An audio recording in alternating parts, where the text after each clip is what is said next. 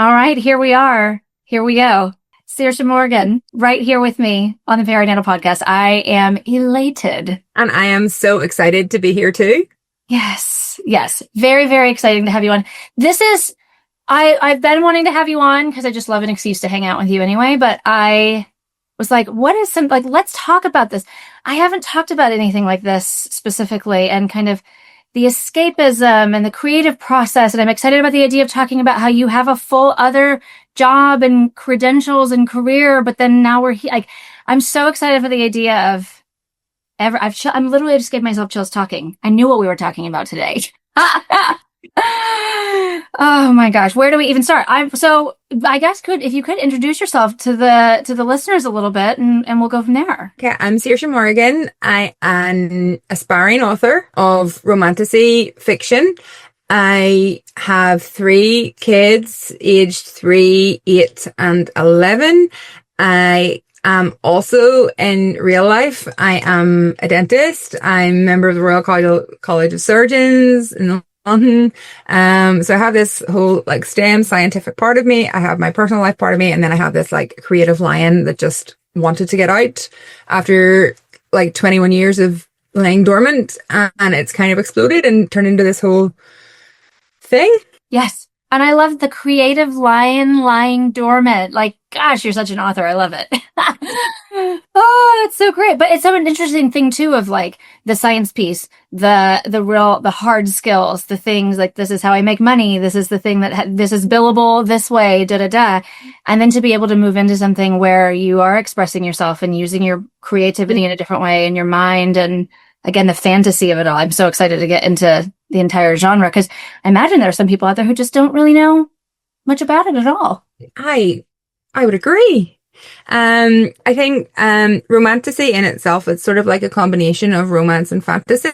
The sort of portmanteau has kind of exploded with book talk over the last couple of years. It has something that's always been sort of there in the background in publishing, but romantasy really is a novel of fiction that blends romance and fantasy in equal measures. So the story will fall apart without the romance. Equally, it will fall apart without the fantasy. And you can have fantasy romance where if you strip away the fantasy, the romance still stands and the story works. Or, romantic fantasy, where if you take the romance out of it, the whole fantasy arc. But in romantasy, both are reliant on the other.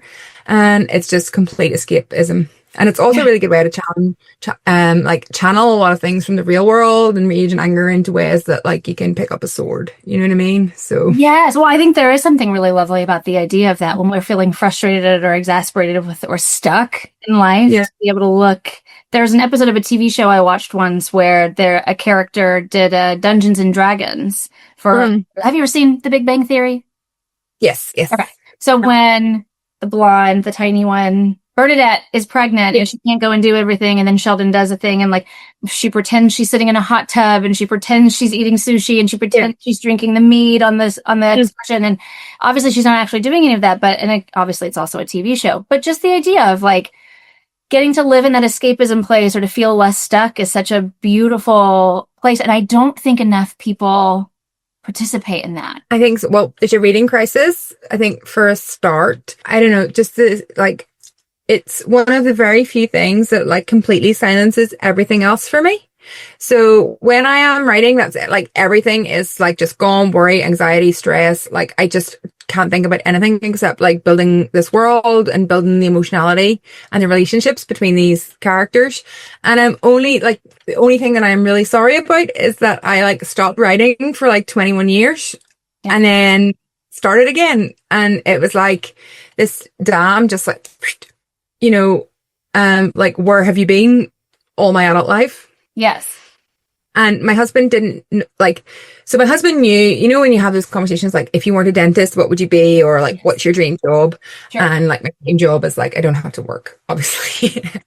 Yeah. Hi. Yes. Hi. Who dreams of work? Not me. But no, I love this. And I would say, oh, I want to direct movies, or I'd want to be a writer. I want to do something creative. And my husband would joke sometimes and be it's so funny that you say that. To be a writer, you have to write. And I'm like, oh, it's a vibe. It's just a vibe, right? Yes.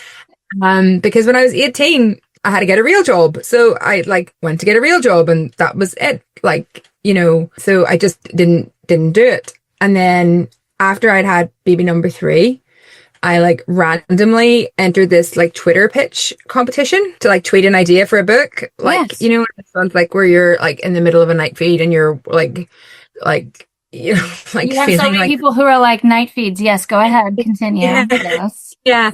And I was like, oh, I had this idea, and I pitched this like Twitter pitch idea, and then I got a DM from an editor being like, can you send us over your full manuscript? And I was like, babe, my full manuscript is 280 characters.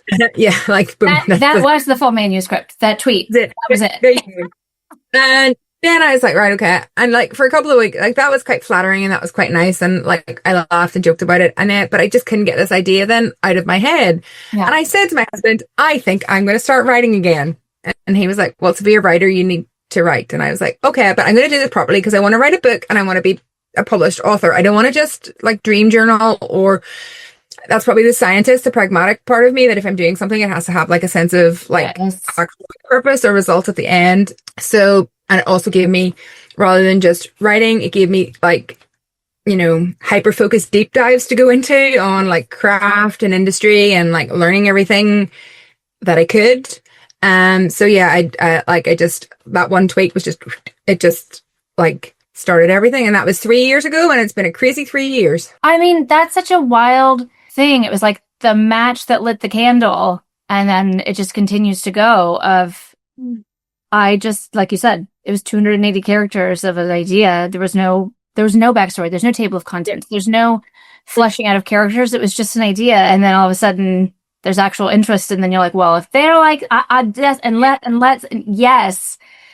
I think it's such an important thing. That's another reason why I was so excited to have you on, is because I know so many people feel stuck, or the monetary piece of so many things. Like, are there things that you're doing? And of course, your goal, getting published, making money, going on book tours, all of these things is great. But then also too, even just having that, which is going to happen. Yeah. I literally can't wait till yours gets, I told all of my friends, like, everybody over in the States, you're getting a copy of my girl's book. So get ready. But also too, just even, it doesn't have to be productive. How do we turn off that piece of ourselves too, of like, I'm just doing this. Also, maybe it'll turn into something, but mostly for me in this moment, I'm excited, I'm energized, I'm putting effort into something that may or may not go somewhere, but that it's sorry to be cheesy, but like the journey is the destination, right? Like it's the time I'm spending doing it that brings this to me. And I actually, like, I've got like 2 personalities, like when it comes to my writing. So I've got the personality that is just creative, that just like writes and writes and writes and writes and writes this story to fruition, has this, I don't plot it out.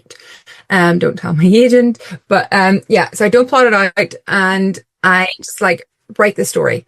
And then that creative person, she goes away, and like the dentist comes in, right, with all her dispassion, and she's like, okay, now I need to make this something that is then a product. And then and I think that is like really essential if you want to go from being a writer, because I could write for myself. I don't, writing, in my, like, I mean, you can see I'm blurred, but like, it's like my little storage closet, but it's like the quiet place in a house.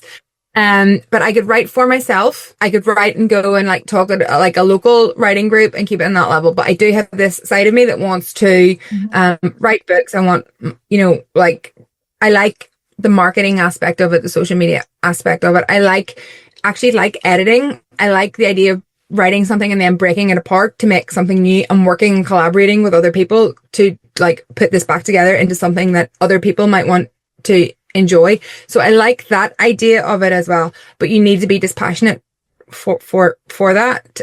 So it's like equal parts passion and dispassion, I think, is how I would describe my approach, which is a bit probably pessimistic, but it's just, it works for me because like all those aspects of it, I enjoy. Well, right. I think there is something, and also too, let's talk about like the dispassionate piece, because to tear something apart that you love so much, the editing process, I think you have to have thick skin for a procedure, a process like that of, here's my heart and soul in a form to give to you, and then you're getting it back dripping in red ink in certain ways, or kill this character, or change this person's name, or make this blue dress green, or whatever else it might have been. But you're like, but this is my vision, and how dare you change it? But I also understand that you're trying to it's a lot to be able to, that is a lot of like putting the emotional piece into the writing and then getting on the business side of things.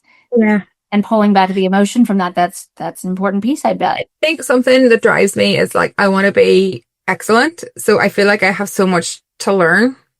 So I'm like hungry for that knowledge. So any knowledge that anyone, any external influence can give me, any advice, any feedback, you know, that first idea that I had in that Twitter pitch, I then wrote like 3 chapters of it and sent it in, and I got like a really nice, detailed personal rejection. It was from Harlequin for their like Regency line, and it was really detailed. And so apparently to get like a personalized rejection, not just a form rejection where it's something standard, that means that they've seen something. So I wrote 3 chapters of that first idea, and I got this rejection, which gave me like insights. And like if I were to go back and read that now, it's going to be awful. But obviously they saw something in it, so there was learning in that letter. And then I wrote another full book, which actually for Harlequin as well, which it went back and forth with some revise and resubmits, and then it didn't go ahead. So this is all in the last 3 years.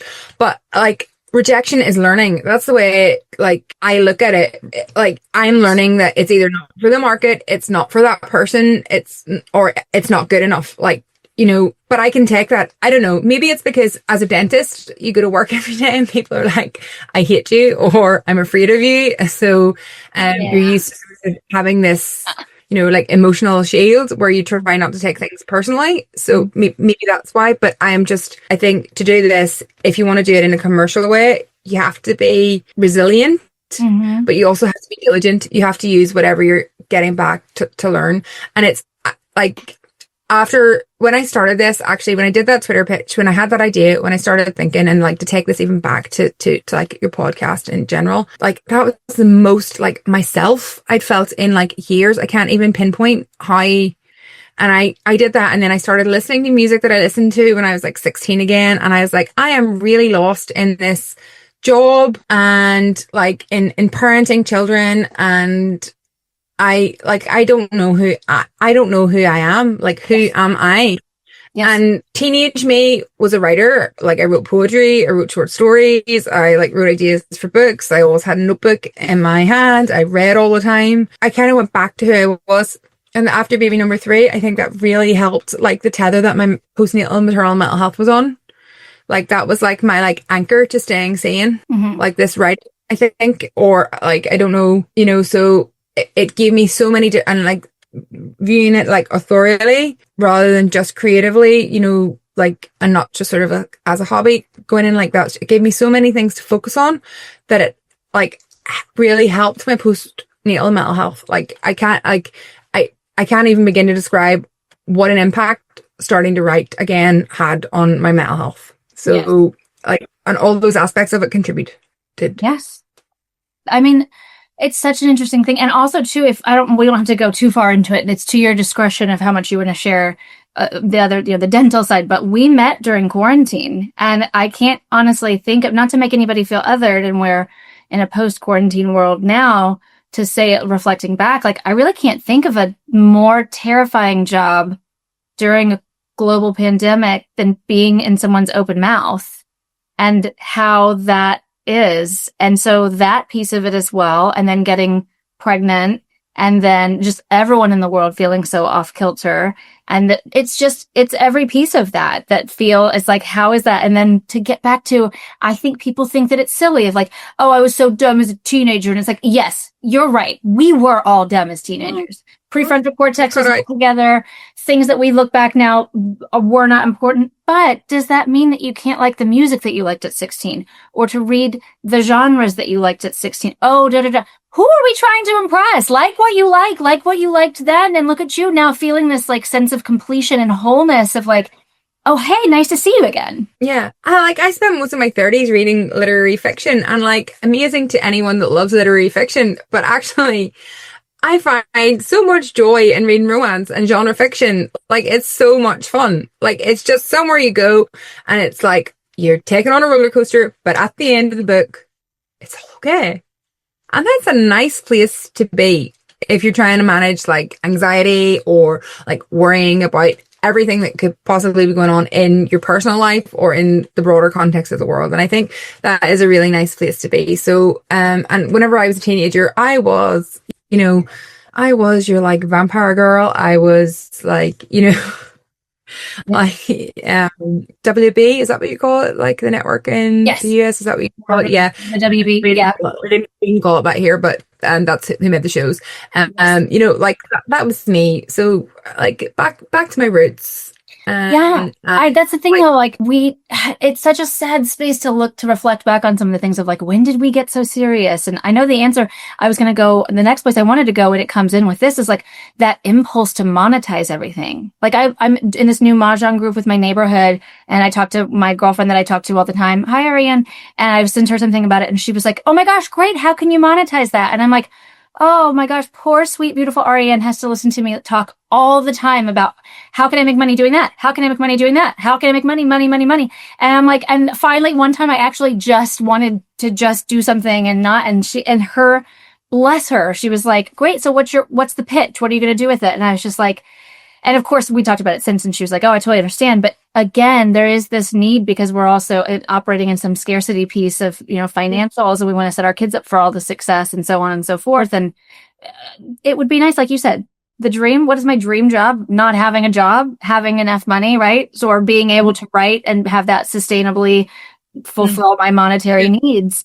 And it's a tough thing. It's the natural inclination of like, okay, but how can I make money off of this? And maybe avoiding that or having that be a part of it, but not having it be the whole thing, and still finding just the joy for the sake of doing the thing. Yeah. So just the idea of, sure, if you can monetize it, but also how do we avoid that impulse to, and just do it for the sake of doing it and the joy. And it doesn't have to, like, rest is productive and writing is productive, even if it doesn't make us money and all of that. yeah. So it's funny because I'm like, oh, I love this to be my job, and I treat it as a professional, and my husband's like, yeah, but like you have to get paid for that. So I don't know, like when I'm there in the zone, like I'm never ever thinking about like making money or writing to market or anything like that. It's only then whenever I'm looking away from it, I'm thinking like, okay, I need to make this into like a product if, you know, I want this to be a new career switch and things like that. So, but I think that I am quite good at saying, actually, you know, like we need rest for rest itself. Even if it's not monetizing, my husband always, he likes to like think, okay, like, why are we sitting here on a Sunday afternoon for like 40 minutes having a coffee and just like reading our books between us because our kids are playing out the back?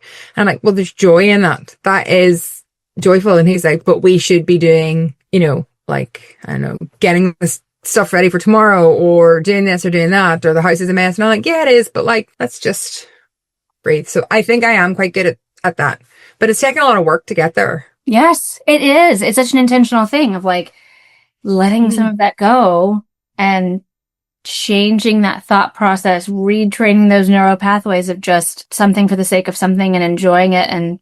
But I struggle with that so much all the time. I talk about that with my therapist constantly, of like just being in the moment and enjoying what I enjoy for the sake of enjoying it versus what does that look like otherwise, like money, money, money, money, money. Like I even have a little gardening kitchen blog that I'm doing. And then somebody reached out of like, hey, do you want to do a shop my and and affiliate links? And I'm like, oh my gosh, yes, absolutely. So that I'm like doing that, and it's really interesting. I can tell when I'm in the mood for it. Oh my gosh, my dogs are barking. Oh my gosh, I might just leave all of this in. This is hilarious. This is like so unprofessional with me. I'm so glad it's not that I disrespect you in any kind of way, but you know me well enough now where it's not like, who is this? No judgment. No judgment. Yeah. Sorry, my parents are in town and they just came in and all of the dogs lost their minds. But yes, and so it's like I can tell when I'm really in the mood and just enjoying myself versus when I feel like I'm forced to have to do something. Like you mentioned earlier, enjoying the social media components of that. And that for me is such a hit and miss. Maybe it's I don't try and monetize it. I don't know. But like, yes, I bet it is. If it was, because I don't. I just think it's like fun and funny, and it's probably that creative thing. Like, how could I like make a reel and things like that? But actually, like I have zero monetization on my social media, and I just do it because it's funny. I don't know. Yes, it's fun. I love it too. We will have your link in the show notes so everyone can come follow you because I love it too. I love this when you're like questions or you're saying something about being distracted or whatever. I'm just like, I feel seen from Texas. Hi. Yeah. Well, so tell me, what does your schedule look like? What does your ideal writing day look like? What does that look like? Well, like my ideal writing day, it starts really early in the morning. It involves like my children being away because it's really hard to write when they're around me.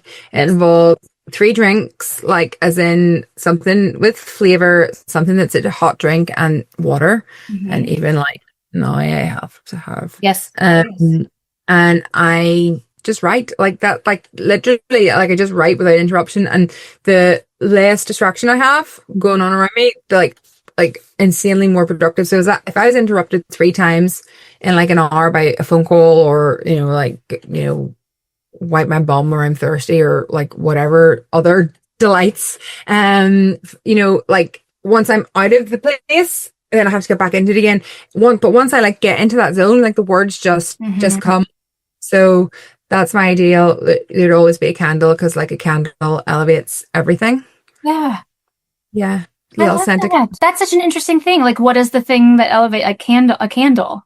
Just the small moment of like a little quiet luxury or pocket of joy of like, that's something that helps me to feel kind of tucked in and dropped into the moment. And you're so right too. When you mentioned the, like the hyper focus of writing, I thought that has to be really interesting, especially for so many people who listen to my show have ADHD or neurodivergence of some sort. And like, I need to be working on the thing that makes me money, but I'm in a hyper-focused ADHD moment of writing and like having to navigate and pull yourself away from that or change the schedule around to stick with it. And it's a tough balance. I think I'm really lucky. My husband is really supportive of that. And actually my kids are as well, particularly my 11-year-old. She's like, Mommy, we want you to someday have your book in a shop. That's what we want. And they understand. So, and I think as well, like there's so many tough knocks and so much rejection, but like I get like these like little wins along the way. So I don't have a publishing contract or a book deal, but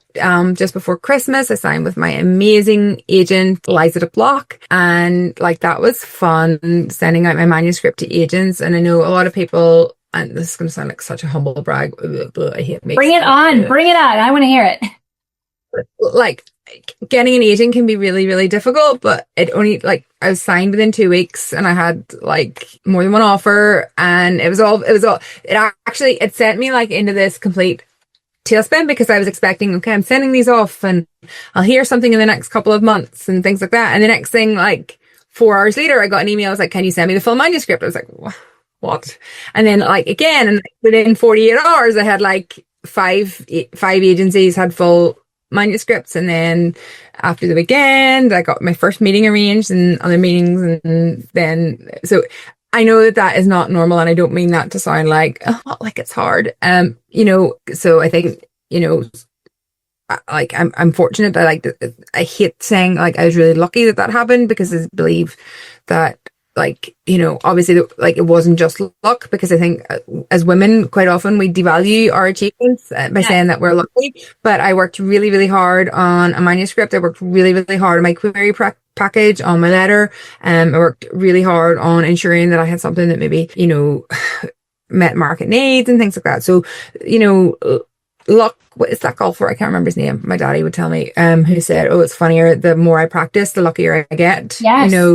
So whilst, market readiness and those things and other people and subjective, so there are elements of luck. I'm lucky that my work resonated with the people that I sent it to. Like, I don't completely devalue the hard work that I put into doing that. And that's not, as well, to caveat that, that's not to say that people who don't have that same experience of getting agents haven't worked hard or don't deserve it or that type of thing. So there is that element to it, but I think as women we value ourselves too often, and so I worked hard, and it was really nice for that to happen. So now I'm working with my agent on my little manuscript, my Romantasy trilogy, which is Irish mythology inspired romantasy set in a fictional world with these characters from Irish mythology reimagined into these epic romantic tales. It's so exciting. I was so ready to, I was not going to say pounds because I love you. I'm not going to come for you. But like, I was so ready to jump in on like, okay, could we please acknowledge the talent and the skill and everything that you put into it? Because you're so right. As women, we're like,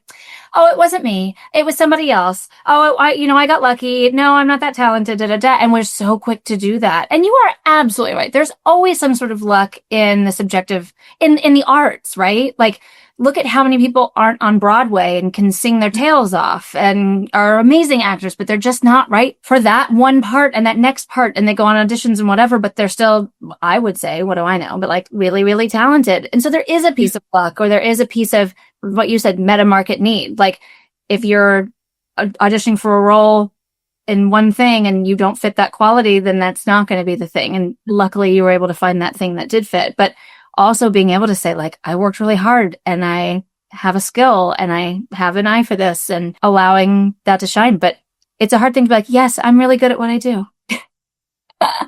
Yeah.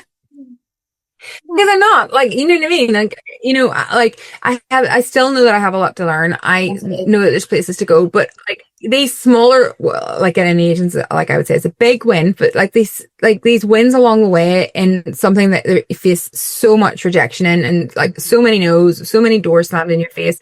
Again, like I've said about meeting a market need. So you and I have talked about the mental health journey for yourself, of like how it's been helpful to get back to some of your roots and feel your more complete self, and how that's been really lovely and amazing. And it's been, not to, again, to be too cheesy, but like it's been really great for me to watch, to get to watch you, to be able to see like some of this happen for you. It's been really, it's like, I see you, girl.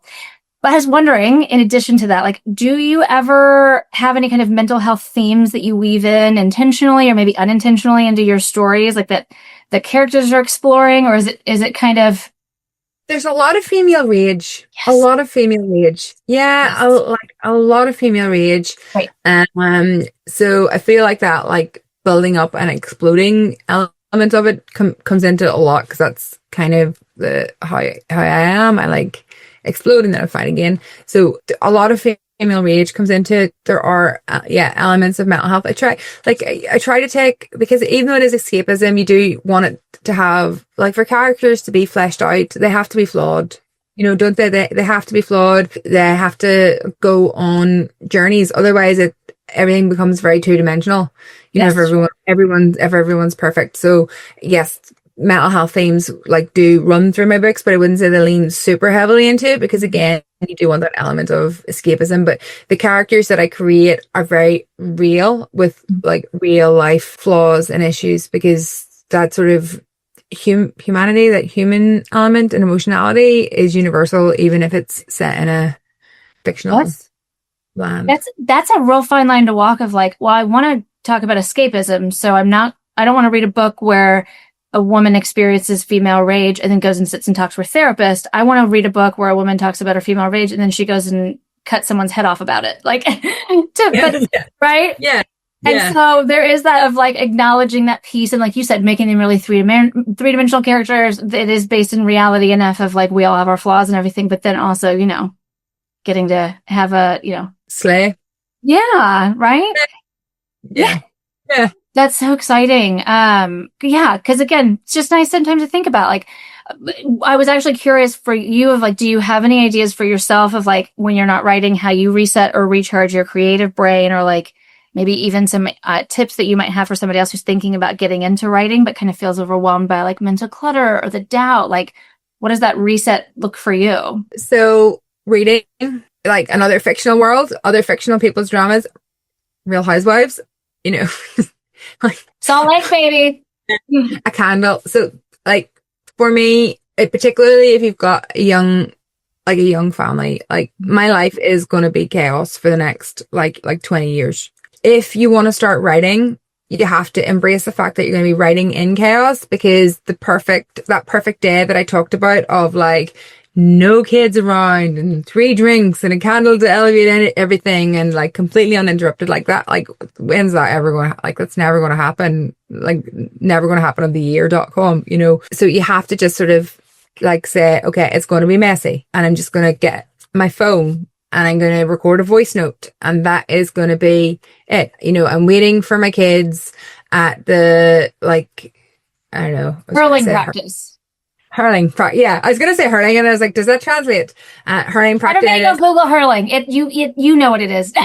It is like UNESCO have protected it. It's the oldest field game in the world. It's the fastest field game in the world. It is Paul Mescal's short shorts. That like his short shorts are hurling shorts. So that is hurling.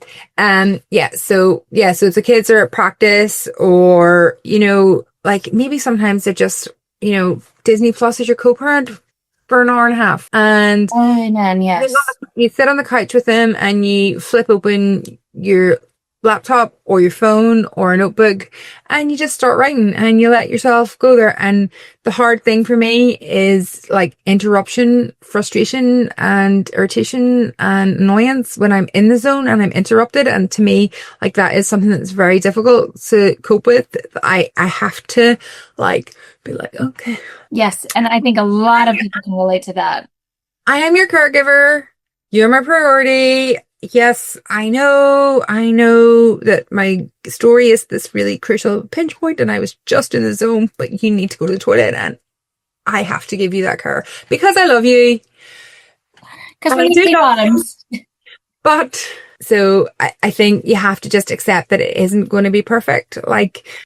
And that's what I would say. And just be kind to yourself and give yourself grace. And I know I've sort of said, I wanted to write a book. I wanted to be an author. I wanted to be a professional. I'm not a hobbyist. But like being a hobbyist is like, it's an absolutely valid decision. If you want to, you thought, oh, I wrote poems when I was 16 or I journaled when I was 16 or, or read, like to sit down and pick up a book and read is a privilege. And I think that people don't actually realize the level of privilege that is involved in that process, that you have to be able to like access a library. You have to be able to buy a book. You have to have the capacity or, ability to read, literacy to read. You have to have like time and space and quiet and like not be exhausted from 2 jobs and having to look after kids. So it's all right saying, oh, recharge your creative well, just read. But, try, like for me, the last sort of 15 months, I started reading via audiobook and it has been amazing actually for me to be able to, if I'm in the car by myself, just flip on a book, or if I'm doing a menial task that I procrastinate over because I hate household chores, but I can say, okay, I can reward myself because if I fold and put away this laundry, I'm going to listen to a book for 15 minutes.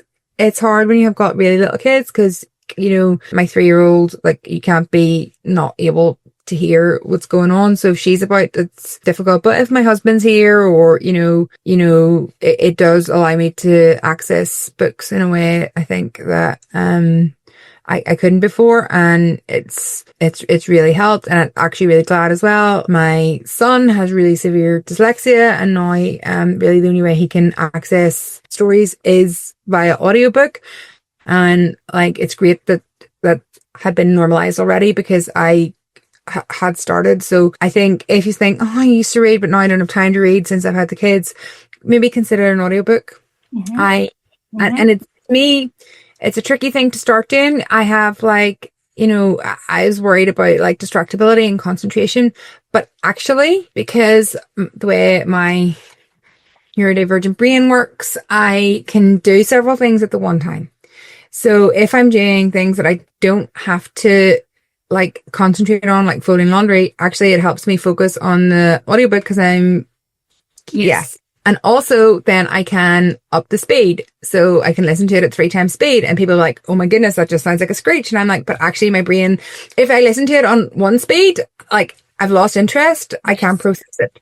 So if you are exploring audiobooks, I would say play about. Don't just sort of think, oh my goodness, this is so slow. I could never do that. Actually think, okay, I'm going to pop in my headphones so that everything else is like right there. And I'm going to up the speed to 1.5, 1.7, maybe use it to like, read a book that you've read when you were 15, that you know the world, so that, you can, or something that you've started to read, but you can't get that privilege of sitting down to actually listen, sort of thing. I'm really engrossed in that world and I kind of know that world, so I'm going to try it in this format as well. And of course, Libby app here, I don't know if you've the Libby app. We have it here too, yeah. Yeah. So you can get them for free from your library as well as you can get physical books, and you don't have to be able to physically get to a library, you know. So I think I'm all about like stripping down barriers. So that's how I recharge my creative well. Music, That's a little bit, but That's so great. And thinking about what I kept hearing you describing was like the avoiding the perfectionism again.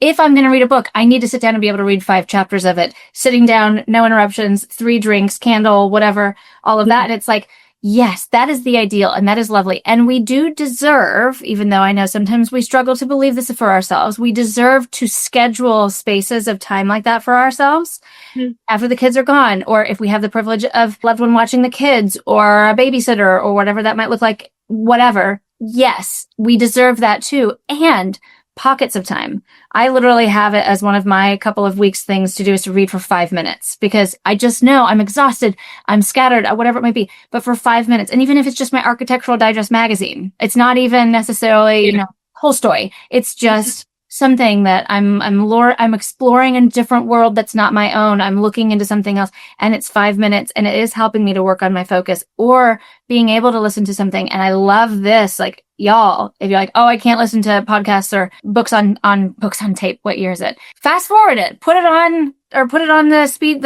see what works for you. Slow it down to 0.75. If that's something, if it's too much and you get distracted, bring it back down. Avoiding that perfectionism, rewarding you said overcoming procrastination, or doing it while you're doing something that you hate, folding laundry, but you can listen to this book and do it at the same time. It is balancing, scheduling that time for you and getting that more ideal space versus peppering in that flexibility and avoiding, well, if I can't read 5 chapters, then I'm just not going to do it. No, 5 minutes. yeah. Also amazing. Oh my gosh. You just kept talking. I was just like, yes. Oh my gosh. Avoiding the perfectionism of being in that, and like, taking that space for ourselves. And I'm excited. I'm so excited about the idea of like somebody out there now. I'm thinking of an episode of Friends where Jennifer Aniston's character, sorry, I'm going to be annoying and give a reference. I'm a reference queen. Chandler's mom is Morgan Fairchild, and she's a romance author. And then Rachel decides to write her own, and it's a whole thing. And it's like, and then they never come back to that ever again because it's episodic television and it's not always in a continuum. But I just thought that was such an interesting thing of like, she gave it a try and it was something that was keeping her occupied for that week and she was enjoying herself, and apparently has really terrible spelling, but who cares? We've got spell check for that now. So go and be your Rachel Green and go try to write your own book or think about something or come up with plots in 280 characters only and never do anything else with it. But trying to find different pockets of your brain to use and look into like, there's things like flash fiction, which are like really short little like 100 or 200 word stories, and like flash fiction competitions, flash fiction challenges, like there's online writing groups. I'm on the not-for-profit like volunteer run organization. I'm on the board of directors called the Romantic Novelists Association, and there's like great sense of community there as well, you know, and like an online space where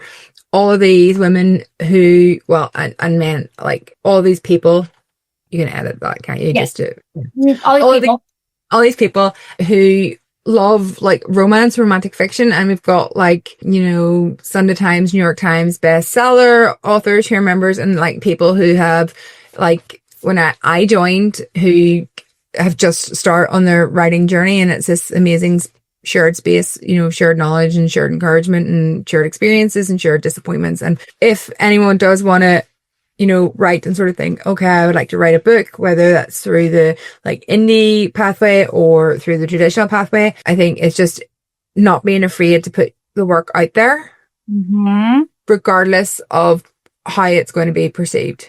The reward is in the effort and not in other people's responses. You can't do anything about other people's responses at all. If someone hates my writing, if someone doesn't read my writing, I can't do anything about that. That's for them. That's not about me. What I can do is ask why in a pragmatic sense, not in a like existential crisis sense, and say that's very important. That's very important. Pragmatic, not existential crisis. Yes. Yes. So, you know, is there anything for me to learn to improve my craft, or where I'm pitching this, or was this the wrong person to give it to, or you know, so I think that is important. Be prepared for that. And actually the only way to really grow is to get that feedback, because if you keep just writing for like and not showing it to anyone, like it's just the same experience over and over again. It's that feedback that helps you grow. Absolutely. Well, that's so, I mean, again, how do we, going back to what we were talking about earlier of why we stopped doing some of the things we liked doing as teenagers. And again, some of that's because we were dumb and we acknowledged some of the silliness, but also the fear of being judged by other people or the concern that we're not going to look some sort of kind of way. And it's like, failure, we know this to be true. Failure is the best way to learn, and not even necessarily, and again, not an all or nothing perfectionism, like I got feedback and therefore I failed, but getting those notes shows us how we can grow, and looking from other people's points of view. That's what's so great about therapy in general. Like, I don't have all the answers to other people's lives. Man, I wish I did. I really do, but that's not what it is. It's, I have a question as a person who's not in your space and looking at things from a different way. And that's how we, oh, I hadn't thought about that, or having those conversations. So, and I love this too, right? And you've got so many people in this club that, or this group that you're in of, they've all got a rejection story. They've all got a story from notes that made them cry, or reflecting back in the moment they were furious, but then they realized it was very helpful, or all of that. And seeking some of that community can be so beautiful too. I think so. And again, it's about letting go of the perfectionism. You know, it's so important. And I think I'm such a fan of the idea of like asking why, asking for feedback, seeking for others' opinions, not approval, but ideas, and doing it in a pragmatic way. Again, we come back to the dispassionate piece of like, what do we need to do to get this to the next thing, or to make it, improve it or better, and not in a way that provokes an existential crisis. And it's hard. Like, I'm here like as if I'm the oracle of like keeping calm, but I've had many a mentee be over this whole, this whole process. But I love it, and I think that is something that if it had been something that I didn't love, I wouldn't have had that to hold on to. I'm actually just playing with my necklaces, and I'm going to show these off because they say Gra and Dryat, which is Irish for love and magic. And I wear these all the time because my books are all about love and magic. So love and magic. I love that. That's what's so great about any kind of piece like that, like an art piece or a necklace or something that's like reminding, like, what am I doing and why am I here and what's getting me through and what's the vibe and all of that. And it's just so exciting. Okay. So I'm going to let you go now, but I need you to tell everybody where they can find you, so that you can follow along your journey and get some inspiration.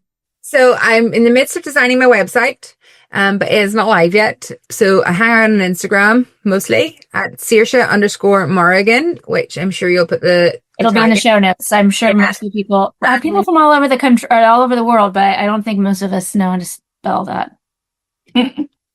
So if follow me there, and I kind of just mostly talk about, it's a positive space. I think I don't like to dwell on like negative things or criticism. I don't do book reviews really, but if I'm loving something, I'll say I'm reading this and loving it. Talk about like juggling time management with kids and trying to take time for myself with the kids, and just snippets as things develop. I wrote an article on Romantasy with Elysium Lifestyle magazine, so you'll be able to find that if you're interested in learning more about it. And I know that there is in some quarters a little bit of like sneeriness about romance. Yes. I say sneeriness, generally it's misogyny, but potatoes. But I always like to make the point that romantic fiction kind of subsidizes all of the more literary genres. So if people didn't read and buy those books, there would be no money in publishing for the things that you like. So that's again, we go back to, who are we doing this for? Us. Yes. What is the need to care about other people? If they're not trying to build us up, give us a plot point, twist, an idea, a grammatical change or whatever, if they're just here to tear us down, then they're not for us. Yeah. If it's not for you, but I generally try and keep my Instagram positive piece. So that's where I am, at Saoirse_Morrigan. Yes. I am on like all the socials, but I hang out on Instagram. Yes. Well, that'll be in the show notes as well as your link to the article, because I want everybody to be able to read that as well. And thank you again for this. I've just been so excited, obviously just for an excuse for us to get to hang out again, but also too, I don't think we do enough cheerful, creative conversations here sometimes. So this is exactly what I think everyone kind of needs, a nice palate cleanse, refresh. And I hope everyone, if it's not writing romantasy or writing, what is that other creative thing? Are you going to go create your own neighborhood mahjong club? Are you going to go do, what is the next thing that you can do where there's a little bit of time for yourself? We're avoiding perfectionism. We're probably maybe avoiding monetizing. I'm talking to myself there, but to bring yourself that joy. So Thank you so much again for your time. This has been such a lovely conversation. And for everybody out there, remember to be curious and not judgmental. And we'll see you next time on the Perinatal Podcast.